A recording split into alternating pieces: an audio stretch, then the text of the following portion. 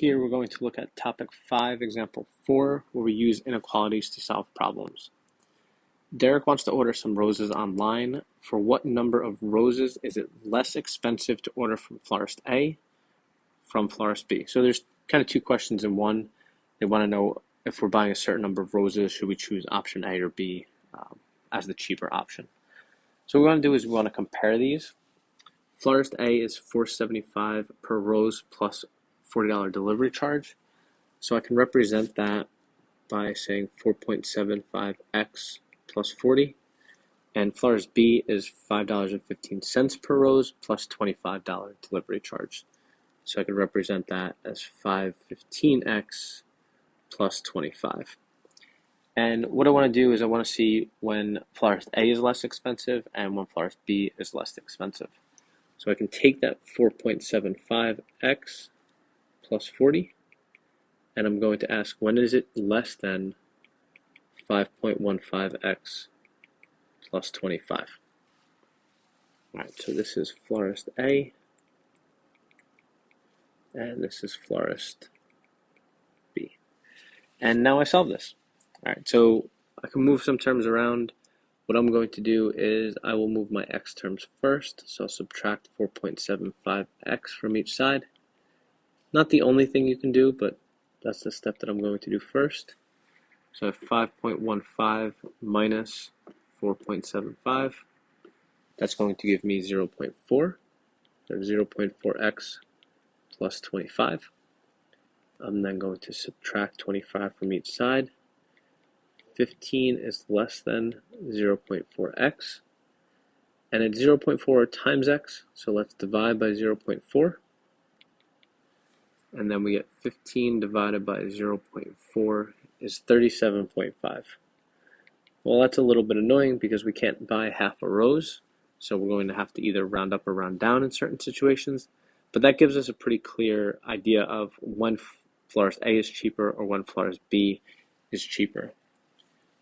I don't like the format it's in. This 37.5 is less than x. I prefer having the variable on the left side. So I'm going to rewrite this as x is greater than 37.5. X is greater than 37.5. Anytime that x is greater than 37.5, that means florist A is the less expensive option.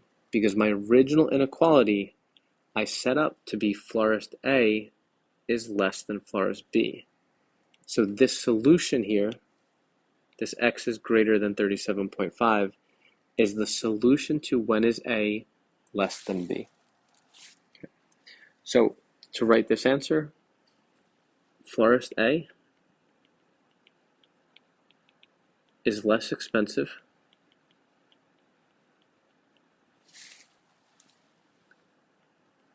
when ordering, so greater than 37.5. We can't order 37.5 roses. So we're going to say florist A is less expensive when ordering 38 or more roses.